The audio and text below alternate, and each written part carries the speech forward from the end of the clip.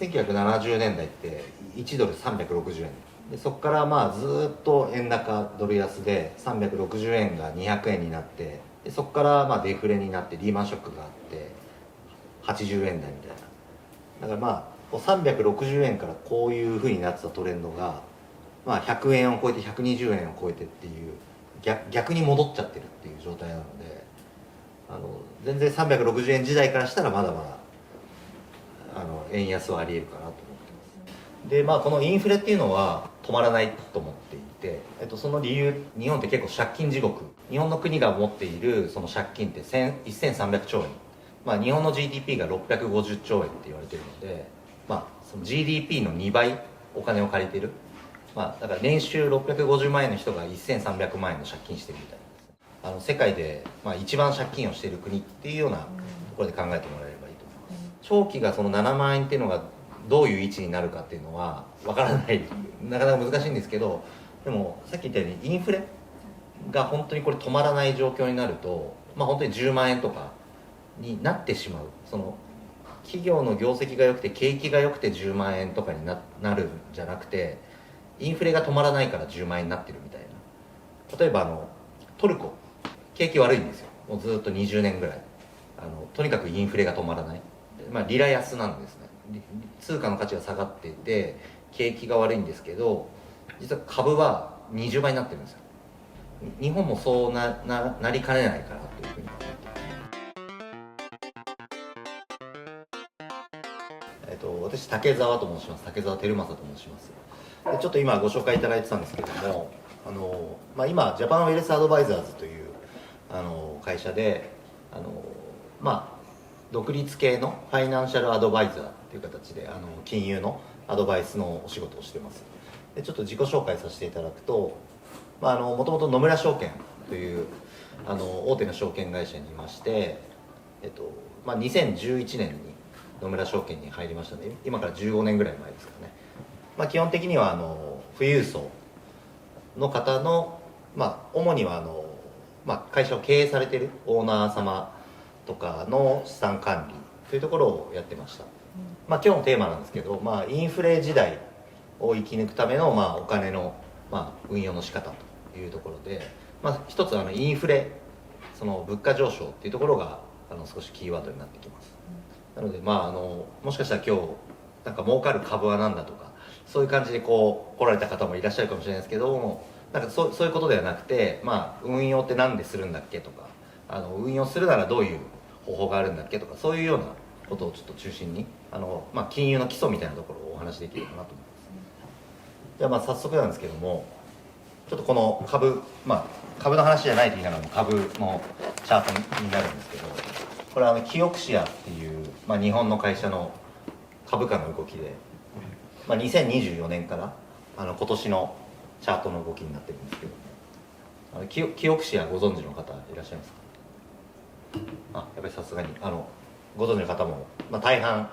ご存知だと思うんですけど、何やってる会社かっていうと、まあ、皆さんお使いのスマホとかスマートフォンとかパソコンとかに入ってるいわゆる記憶装置ですね。メモリの会社になります。今ちょっと訳しても東芝の話も言いました、はい、東芝という会社から半導体の部門だけ、まあ、切り離して2024年に上場したっていう会社になっていて、まあ、株価でいうと1440円で、まあ、これ7万6900円なんですけど、まあ、昨日時点だと10万円超えてるんで、まあ、1440円で2024年から24年から、まあ、2年で70倍ですよね。100万円ここで投資してたら、まあ、7000万円になってますし、まあ、1000万円投資したら7億円になってるんで、もうそれで資産運用それでいいじゃんっていう話ではなくてですね、まあ、なかなか、まあ、すごいねっていう話ではあるんですけど、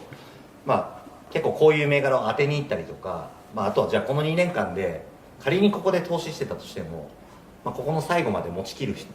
る人ってほぼいないので、まあ、特にまあ、いわゆる今のバブルって言われてる時って最終の局面が一番こう角度がついて上がるので、こういう時ってまあ本当に怖い、まあここになってる時にここになるだろうと思って買えないので、なかなかこういう銘柄をやっぱ当てるのは難しいかなっていうのは思ってます。ここで言いたかったのはやっぱりお金ってこう伸びてる成長してるところにやっぱ一極集中してお金が集まる、特にこういうバブルの局面とかっていうのは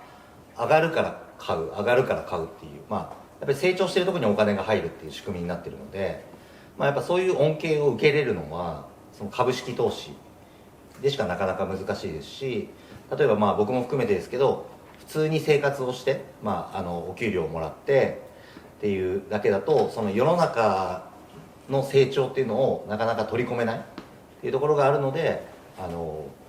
言いたいこととしては、お金は伸びているところにやっぱり入ってくるよっていうところが言いたいっていうことですね、一つは。はい。で最初にちょっと一旦お話に戻るんですけど、じゃあなんでお金を運用しないといけないのかっていう、目的はしっかり覚えておかないといけないかなというふうに思っていて、2つあると思ってますと。1つは攻め、運用の目的として攻めで、経済成長の恩恵を受けるっていうところと、あと守りっていうところで、やっぱりインフレから資産を守るっていうところ、攻めと守りの2つがあると思ってます。攻めのところは今記憶者でお話したように特定の国とかやっぱりその分野とかっていうところに偏りを持ってお金が動いていくので、その成長を自分の資産にこうしっかり取り込んでいくっていうところが攻めですね。で守りのところは今日の一番のテーマなんですけど、インフレから資産を守るっていうところでして、インフレっていうのは物価が上がるっていうことなんですけども、逆を言えばお金の価値が下がるっていうことですね。日本ってこうインフレってこう長らく無縁だった国でして、さっき僕の自己紹介で2011年に入社したって言ったんですけども、2011年の時ってデフレだったんですよ。物価はずっと安くなってる。例えば2008年リーマンショックがあって、景気が悪いっていうのもありますし、例えばユニクロとかがものすごい流行ったような時代ですけども、どんどん安いものが出ていく。でなので物価は下がっていくっていう、デフレの時代だったんですけども、なので当時僕も営業していて、インフレになるんで守りましょうとかって言っても、世の中の人は何言ってんのっていう、なんでかっていうとそのドル円、ドルも2008年、120円とかだった時代が、その当時2011年って1ドル80円とか円高、ドルが安くなっていて円の価値が上がってたんで、そのドルを持ってても損するというか、現金の価値が日本円の価値が上がってたので、運用する意味ってないよねっていうような時代だったのが、今まさにインフレになってるので日本円って大丈夫なのっていうような時代にようやくなってきてるっていうところです。実際にこの5年ぐらいで、2020年から今、約5年後のところを比べると、その物価って例えば100だったものが今115とかになってるんですけども、100円のパンが115円になってるみたいな。なので買えるものが少なくなってるっていうのが現に起きていて、逆を言うとその100万円の日本円っていう価値が15%、85万円ぐらいになっちゃってるっていう。何もしないと100万円は100万円のものなんですけど、100万円の価値っていうのが買えるものっていうのが少なくなってるので、実質的には価値が下がってるっていうのが今の時代になってます。でこのインフレっていうのは、じゃあどこで止まるのかっていうと、僕個人の考えでは止まらないと思っていて、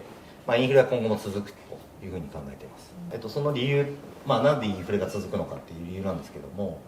一つ目にこの日本の日本って結構借金地獄なんですね、実は。政府債務っていうふうに言われてるんですけども、日本の国が持っているその借金って1300兆円っていうふうに言われてまして、これって日本の GDP が650兆円って言われてるので、その GDP の2倍お金を借りてる、だから年収650万円の人が1300万円の借金してるみたいなんですね。そういう国でございます。GDP の2倍なんですけど、例えばアメリカだったら GDP の 120% とか、中国だったらGDP と同じぐらいの借金の量ですけど、日本はその2倍っていうことなので、世界で一番借金をしている国っていうようなところで考えてもらえればいいと思います。なのでそのインフレが続く理由として、要は日本政府からしたらお金を借りてるので、そのインフレを止める、じゃあ物価が上がるっていうのを止めるために、じゃあどういう金融政策があるかっていうと、金利を上げて、政策金利を上げて、お金を借りにくくするとかですね、そういう政策が、金融政策であるんですけども、ただ1300兆の借金あるんで、例えば物価上昇を止めるために金利をじゃあ 1% 上げると、その金利負担が日本政府からするとあるわけですね。1300兆の借金があると金利が 1% 上がると13兆円、その利子を払うための負担が増えることになるので、インフレを止めるために今少しずつ日本の銀行、日本銀行は金利上げてますけども、これを続けていくことは基本的には難しいですね。というのと、あとはその1300兆円っていうその借金の価値も、お金を借りてる側からしたら物価が上がってくれた方がその負担って目減りするんですね。これって難しいですか、結構。大丈夫です。わかります。なんでしょうね。例えばそばが1杯100円で食べれた時代に、100万円借金するって結構な勇気がいったと思うんですけど、今となっては物価が上がった時代って100万円の借金ってへっちゃらになるよねっていうのと同じで、日本政府からしたらこの1300兆を軽くするためにインフレを続けるみたいな、続ける方が都合がいいというようなところがあります。なのでインフレが今後も続きますというところと、金利がなかなか上がらないので、銀行にお金を預けても金利が上がらないということは利息がつかないということなので、利息はつかないけど物価が上がるっていうことは、利息が 1% 仮についたとしても物価が 3% 上がっていれば 2% 現金の価値はさっき言ったように下がり続けていくので、インフレからお金をしっかり守らないといけないよねっていうのが今の理由になります。金利の話でいくと、例えば中国とかは、逆の動きに今なっていて、ずっと中国って、政策金利が 4% ぐらいあったので、成長を続けてたので中国は、金利が徐々に上げながら 4% の金利がつく時代から、逆に今景気が悪くなって金利を下げていく時代になってるんですね。でその以前の金利がある時代を多分知ってる方もいらっしゃると思うんですけど、金利があれば、預金に預けてても利息が入ってくるのでいいよねって話なんですけど、これは今日本が起きてることですけども、昔は真面目に働いてれば安定だよねとか、国が雇用を守ってくれるよねとか、会社がですね。で昔も日本は金利が1970年代80年代は金利が 6% とかありましたので、さっきの中国の例じゃないですけど、金利郵便局に預けてても金利がつくからっていう時代でしたけども、今はそうじゃないと。で今これからの日本はっていうと、当然人口が減って高齢化が進んで、日本経済自体も縮小していくという時代の中で皆さん個人が自ら備えるしかないよねっていうような時代になっています。じゃあインフレに強い資産ってどういうものがあるのっていうのをちょっと代表的に載せさせていただいてます。もう一番わかりやすいのはもう外貨資産、で外貨っていうとドルでいいと思います。外貨資産が一つですね。でもう一つは株式ですね。であとはその株とかいろんな不動産含めた分散投資をするっていうのがあります。はい。で一番ここの外貨のところが分かりやすいんですけども、さっき2020年から物価が 15% 上がりましたよ、現金の価値が100万円が85万円になりましたよっていう話をしたと思うんですけども、じゃあこの間に例えばじゃあ自分の資産のじゃあ仮にですね、全部ドルにしていたらっていう話なんですけども、2020年の頃の1ドルのレートが110円ぐらいですね。で今1ドル160円になってるわけなんですけども、日本円で持ってたらさっき言ったように100万円が85万円になってたよねっていうことなんですけども、ドルをじゃあ持ってたら100万円分のドルを当時買っていたら、今1ドル、160円になってるので、150万円ぐらいになってるわけですね。なので物価が上がってる中でじゃあ何を持てばいいのかっていうと、一つはドルっていうのが一番分かりやすいかと。なのでドルの持ち方としては例えば銀行に行って外貨預金、ドルの預金をするっていうのも一つですし、そのドルに連動したような、証券の資産を持つっていうところが方法としてはあります。あとアメリカっていうのは結構金融政策がうまい国なので、日本ってじゃあ物価が上がってるのにさっき言ったように金利なかなか上げれないっていうジレンマに陥っちゃってますけど、アメリカっていうのはその物価の上昇とか経済の成長を原則に非常に柔軟に対応しながら金融政策をしていく国なので、今は物価が世界的に上がっている状況なので、アメリカって金利を徐々にずっと上げてきた国上げてきてるんですね、なのでアメリカの政策金利って今、3.4% ぐらいあるわけなんですけども、アメリカって今金利がつく状態になっているので、ドルを持って、ドルの価値が上がるっていうのもそうですし、ドルで預けとけば金利が 4% とか入るので、そういう金利収入もある、はい、これが外貨っていう話と、あと株ですね。株っていうのはもうインフレともろに関係する資産になっていて、インフレになると生活する上では苦しいんですけど、企業からしたらその物を販売してる企業からしたら売り上げは上がることになるんです。単純に値上げしてるだけなので、値上げができてればっていう話なんですけど、100円のものを1万個販売してる会社が120円で販売できるわけなので、その分の値上げ分は企業の売り上げが増えますし、当然そのコストが上がる部分はあるんですけども、基本的には売り上げが上がるので、業績は上がりやすい。なので株式っていうのはインフレとは相性がいい資産だよねっていうところの一つ、あとは分散投資っていうところはもう絶対的に必要なんですけども、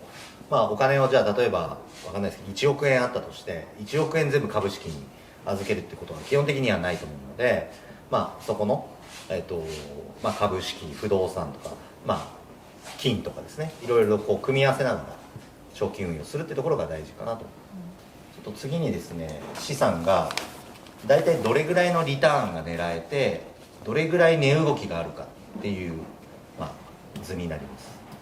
ここでちょっと、重要なのがこのじゃあ例えばですね、日本株式の場合はこれ、右に書いてる 8% というのがこの縦軸なのでリターンですね。でこれはだから20年ぐらい、2003年から2025年のデータ、20年ぐらいのデータを平均的に取ったものなんですけども、で今このリスクの説明でこれリスクってやっぱ危険みたいなイメージがありますけども、これ金融的に言うとリスクって危険っていう意味ではなくて、どれぐらい触れるかっていう意味になります。例えば日本株式で言うと、年間の平均のリターンが 8% で、その 8% の平均リターンを、真ん中に、16.8% の振れ幅なので、8% のリターンから下に行くとき、16.8% 下に行くときはマイナス 8% になることもよくあるし、8% の逆に 16.8% 上振れるの 24% ぐらい年間でリターンが出たよねっていう年もあるっていう、そういうことです。なので当然ですけど高いリターンとその低い、振れ幅、リスクっていうのはこれ両立しないので、高いリターンを狙うんであれば、その分価格の値動きも大きくなるよねっていう。なので一番値動きがしにくいものでいうと、日本の国債とか、国の債券とかだとリターンは 0.5% しかないですけど、その分振れ幅も少ないよねっていうところになりますし、一番リターンは狙えるだろうけど、値動きも大きいのは新興国の株式とかになってくると思いますね。なのでここで言いたいのは、そのリスクとリターンの関係、あとはそれぞれの資産ってどういう位置づけになっているかっていうところを見ていただきたいのと、あと1点言いたいのは、リターンってこんなもんなんですよ実はっていうのは実は言いたくてですね、日本株式平均リターンが 8%、 さっき記憶シェアの2年で70倍になったチャートをお見せした後に言うのもあれなんですけど、大体こんなもんです。株っていうのは年間平均 8% から 10% ぐらいはリターンとして出るよねっていうぐらいのものです。なので平均するとそれぐらいのリターンなんだなっていうこともそうですし、逆に言うとそのリスク、振れ幅もこれぐらいなんだなっていうところを理解しておいていただければ、例えば1年間で株が10% 下がる瞬間とかっていうのは全然あるんですけども、そういうもんだっていうふうに認識しといていただければというふうに。であとはさっきの物価上昇の話、インフレの話に戻すと、やっぱりさっき言ったように物価が 3% ぐらい上がっている、上がり続けていく状況なんであれば、少なくともこのリターンを 3% 以上にやっぱ設定する必要があるので、例えば国債とか預金だとやっぱそれだと物価上昇に負けてしまう。なので 3% 以上でいかにこうリスクを減らすかっていうところを、意識していただければなというところと、あとじゃあ金融商品の選び方っていうところですけども、安全性と収益性とやっぱ流動性っていうこの3つが一番重要な考え方になります。で、当然その高い安全性と高い収益性っていうのは両立しないので、そこのバランスを、それぞれの人の、状況に応じて考えていくというところです。で、運用商品っていうところでいくと、証券の商品っていうのもこの3パターンが一番分かりやすいところになります。一つは株式で、債券、あと投資信託っていうこの3つになります。株式は当然日本の株式もそうですし、アメリカの株式も、個別で例えばじゃあトヨタの株を買う、キオクシアの株を買う、マイクロソフトを買うとかっていうことが選択できます。で債券っていうのはあまりこう馴染みがないかもしれないんですけども、これは借金ですね。企業であれば企業の債券っていうのは企業の借金になります。例えば僕が企業で、お金を調達したいっていう時に債券を発行するんですけども、投資家の方に、お金を供給してもらう代わりに、約束をします。満期、10年後の満期に、この借りたお金は返します。でその間は、利息を払いますというのが債券になります。なので株と債券大きく違うところでいうと、株っていうのはある意味、返されることが約束されているものではないので、債券っていうのはもう借金なので、貸したもの、借りたものはお返しする。投資家からすると、100のものは100で返ってくる。でその間の利息を取るっていうことで、株式よりは低いリターンで、低いリスクで運用ができるっていうところですね。で投資信託っていうのは、これはいろんなものを組み合わせてるものになるので、例えば株式と債券を組み合わせた投資信託もあれば、株式もじゃあトヨタの株式を一つ持つわけじゃなくて、トヨタもマイクロソフトも、いろいろこう入ってるようなパッケージを買うっていうのは投資信託。この辺は今お話しした内容にもありますけど、目的を明確にするというところと、変動、さっきお見せしたリスク、振れ幅のところをお伝えしましたけども、基本的には変動するものなので想定内であるというところと、あとは、しっかり知識を身につけながら運用していくっていうところが重要になります。例えば僕も野村証券の時もそうなんですけども、今ある資産をどう運用するか、どう管理するかっていうお話でいくと、それぞれその目的だったりとか置かれている状況が違ったりとかいうところがあるので、それはお客様一人一人の、お考えとか資産の状況に応じてどういう組み合わせをするかっていう、基本的にはこの分散投資っていうのを、基本的にはお勧めしますと。これが資産管理の考え方なんですけども、今日多分お聞きされたいところとしても、資産管理もそうなんですけど、資産をどう作っていくかっていう資産形成の部分も重要かと思いますので、その資産形成っていうところは、まとまったお金をじゃあ一発どっかにこうお金を置くっていうことではなくて、資産をこう10年間とかに長期にわたってどういうふうに作っていくかっていうところになるので、少し違うお話になるのかな。で資産形成、これからどういう資産を作っていくかっていうところでいくと、迷ったら積み立てでいいと思ってます。これ世界株式に15年間2010年からですかね、15年間投資した場合ですけども、これ毎月10万円、1800万円投資してたものが、基本的にこれってほっとくものなので、別に動かしたりするものじゃなくて寝かしておくもの、ほっとくもの。ただそれがさっきご説明したように世界株式の平均リターンが例えば 10% ぐらいだったとした時に、それが15年間積み重なると約7000万円ぐらいになってますよと。時間を味方につけるというか、資産を形成するためには少しずつこう積み立てをしながら時間を味方につけて、気づいたらパフォーマンスが出てるっていう状態が一番ベストかなっていう。でこれ1800万円の例にしたのも、実は理由があって、NISA っていう、言葉は聞かれたことあると思いますけども、通常その1800万円の投資に対して7000万円、これ仮にじゃあ、6800万円だとして5000万円利益が出ていた場合は税金が 20% 引かれるので1000万円税金取られちゃうんですね。取られちゃうというか、税金かかりますと、通常は。というところで、NISA というのは、非課税枠、税金がかからないというところなので、例えば1800万円のその NISA 枠で投資してた場合は、その出た5000万円に対しての、税金は非課税でいいよというのが NISA の制度になります。で日本政府はその1人、1800万円っていうのを、国籍問わずその日本に居住している方であれば、非課税枠っていうのがありますので、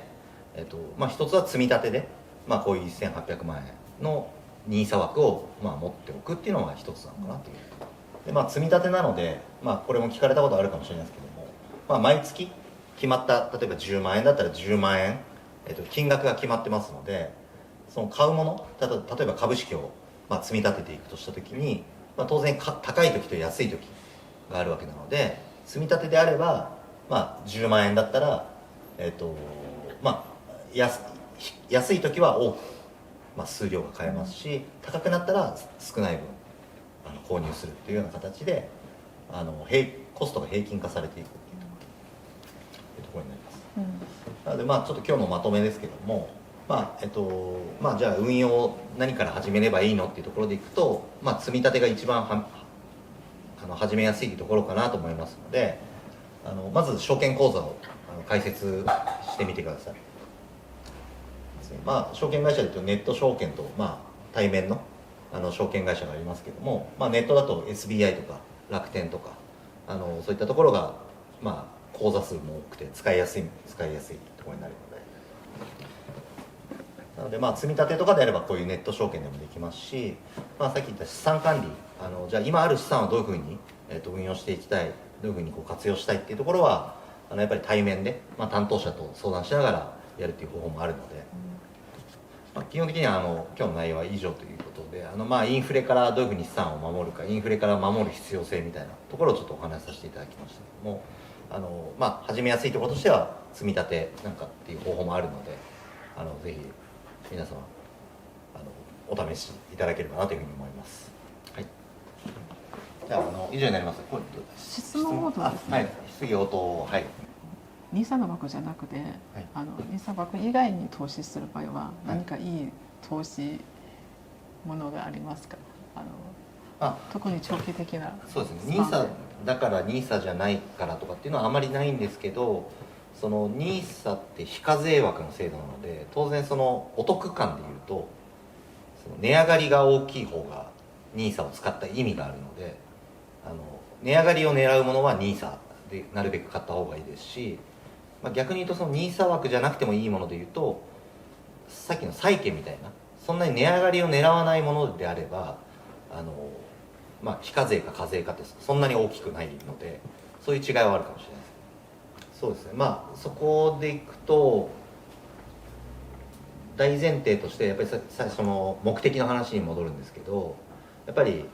何のために運用するか、インフレから守るっていうところがあった時に、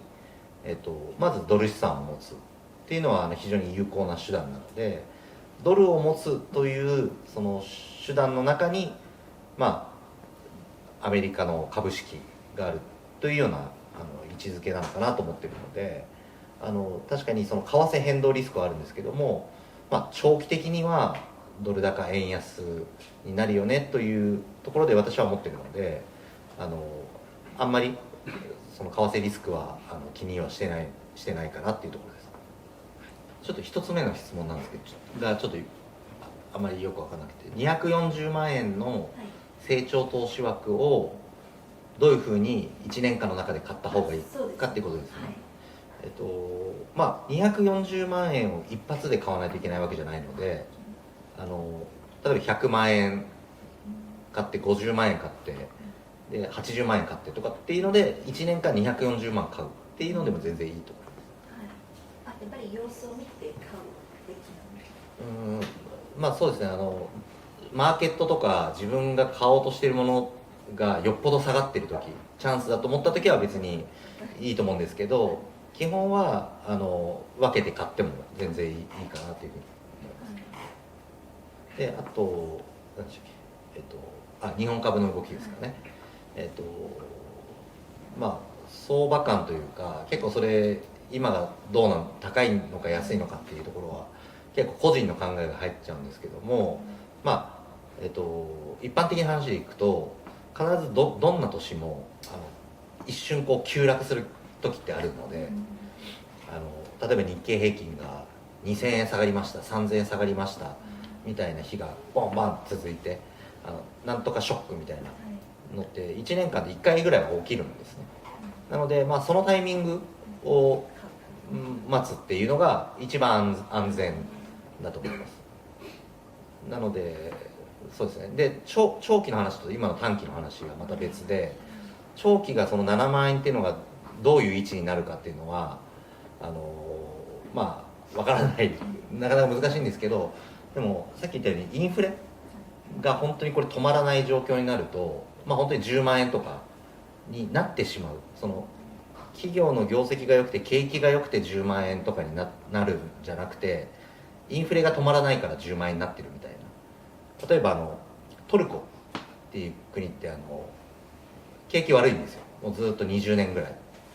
とにかくインフレが止まらない国なんですけど、トルコリラっていう通貨なんですけど、1リラ昔は40円とかだったんですね、トルコリラの価値は日本円からすると。でそれが今1リラ2円になってて、それ、まあ、リラ安なんですね。通貨の価値が下がっていて景気が悪いんですけど、実は株は20倍になってるんですよ。なのでなんて言うんでしょうね、トルコ人からすると現金を持ってると現金の価値が20分の1になってるんですけど、株を持ってる株は20倍になってるみたいな状態なので、日本もそう なりかねないかなというふうには思ってます。なので日本にお住まいで日本円を持ってて日本の株に投資して、株がインフレだから上がってるよねなんだけど日本円の価値は下がってるみたいなことはあるので、日本株だけでもダメかなと思っていて、なのでドル、日本円じゃない資産を持つっていうのは結構重要かなと思ってます。まあ、為替ドル、まあ、為替って本当に短期の当てっこが一番難しいので、なかなか短期的なタイミングは難しいんですけど、まあ、今ドル円が160、まあ、今日、まあ、1円とか2円とかなんですけど、なかなか今まで日銀ってドル高になるとやっぱりその輸入物価が上がってインフレ止まらないからっていうことで為替介入をするんですけど、160円っていうラインが明確にあって、160円に行くと為替介入して155円とかまでやるっていう動きをしようとしてたんですけど、それがもうなかなか効果がなくなってきていて、160円もう乗っちゃってる状態になってるんですね。なかなか円高に触れていく要因があんまりないっていうのが今の状態なので、基本的にはまあ中長期では200円のトレンドかなとは思っているんですけど、まあ150円台になったらまあドルは買ってもいいんじゃないかなとは思います。はい、1970年代って1ドル360円だったんですね。でそこからまあずっと円高ドル安で360円が200円になってみたいな200円時代もあって、でそこからまあデフレになってリーマンショックがあって80円台みたいな。だからまあ360円からこういうふうになってたトレンドが、まあ、100円を超えて120円を超えてっていう逆に戻っちゃってるっていう状態なので、全然360円時代からしたらまだまだ円安はありえるかなと思ってます。まあ僕もともと去年ぐらいは160円が上限かなと思ってたんで、140円から160円をしばらくは行ったり来たりしながらで、次に200円に向かうタイミングっていうのは日本の財政が結構やばいよっていう状態になった時に一気に200円に行っちゃうっていう動きをイメージしてるんですね。なのでまあ基本的に140から160円っていうのが基本的なラインかなとは思います。で200円の世界っていうのはもっとちょっと日本的には深刻な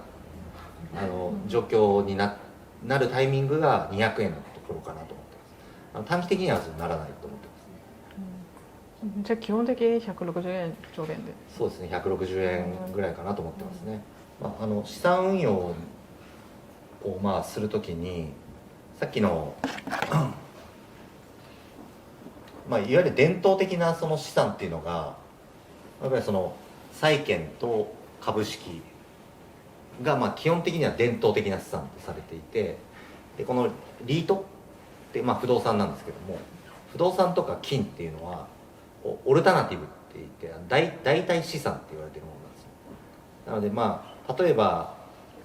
日本の年金とかもそうなんですけど、年金とかあとじゃあアメリカの大学とかそういう、プロの投資家、プロの機関投資家が運用する伝統的なものっていうのは株式と債券をどう組み合わせるかで、その中に一部金を入れる、一部リート不動産を入れるっていうものなので、基本的にはその運用のメインで考えるものではないかなと思ってます。でなんでかっていうと、その株式とか、債券とかって例えば企業だったりとかその裏付けになるものがあって、で利息持ってるだけでも利息を生むんですね。債券だったら金利収入があって、株式だったら配当があってっていうものなんですけど、金って持ってるだけだと基本的に利息って出ないので、かつ管理コスト、管理するのに非常にコストがかかるっていう特性があるので、メインは金融商品でいうとこの債券と株式でいいかなと。で一部金をやるんであれば金に連動する、さっきのファンドとかもあるので、そういうものを一部入れるとかいうところかなと思います。なんかちょっと別次元というか、あんまりだからこそ代替資産なんですけど、その世界の景気とか経済とか金融政策とあんまり連動しない動きをするので、資産の中の一部に入れるぐらいの感じでいいのかなと思ってます。さっきのこのキオクシアみたいに、チキンレースみたいになってるんですね。どこでこれが止まるかって、誰にも本当にわからないというか、なんかもう上がるものにお金が流れて、だから上がるしまたお金が流れてみたいな、ちょっと非常に難しいと思います今のマーケットは。で逆に割安なものもチャンスはあると思ってるんですけども、なかなかこういうマーケットの時っていくら業績が良くて割安なものでも市場の旬じゃないからあんまりなかなか見向きされないとかですね、っていう状況なので、銘柄どの株が当てに行くかっていうのは結構難しいそうかなと思います。なのでさっきも言ったようにチャンスを伺うとしたら全体、例えば日経平均が大きく1000円とか2000円とか下がるときに、それもどっちに行くかですよね。安い方に行くのか、今まで上がってたものが安くなったときに買いに行くのか。ただ僕個人的には今、割安なところをどっかのチャンスで狙う方がいいかなとは思ってます。はい、ありがとうございます。ちなみに僕もこれ乗れてないです、この相場に。はい。乗れてないですし、例えばさっきの野村証券の話じゃないですけど、過去もこの30年ぐらい考えた時に2000年は IT バブルって言われてたんですね。ドットコムバブルって言われて、ソフトバンクが上場してとか、会社名に、なんとかコムとかってついてたら何でも上がるみたいな時代だったんですけど、でその後に、IT バブルが崩壊して、リーマンショックが起こる前はアメリカで不動産バブルだったんですけど、で崩壊して、で今 AI バブルなんですけど、基本的に富裕層の方ともう何百人とかお話してきましたけど、そのバブルに乗り切れて終わってる人なんて見たこと僕ないので、例えばじゃあ今回で言うとキオクシアであの時は儲けて財を成したよっていう人ってあんまいないんですね。はい。なのでそれは言います。1000万投資して7億になっている人はいるんですけど、なかなかバブルというか旬なものに乗り続けるのは難しいちなみにですね、今これ僕個人的な相場感としては、僕入社した2011年の時にお客さんからよーく聞いてたのは、まだ2011年ってその1989年のバブル、日経平均38,900円だったんですけど、その時に崩壊してリーマンショックがあっての傷が残ってる相場だったんですよ、2011年って。でその時に株式投資に前向きじゃないお客さんからよく聞いてたのは、そのバブルの時で NTT で損してみたいな、バブルの時に NTT が上場したんですけど、それが日本のバブルの高値で、そこからバブルが崩壊してみたいな時代になったんですけど、結構そのバブルの時って象徴的な、日本でいうと NTT とかが上場するんですけど、今でいうとスペース X この間上場して、でここからチャット GPT、オープン AI が上場してみたいな、ちょっと似てるなとは思います、雰囲気は。ワクワクしてきてちょっとどうかなと、ただ多分20年後とかにはあの時スペース X バブルでとかっていうのは聞いてるかもしれないかなとは思ってます。確かに。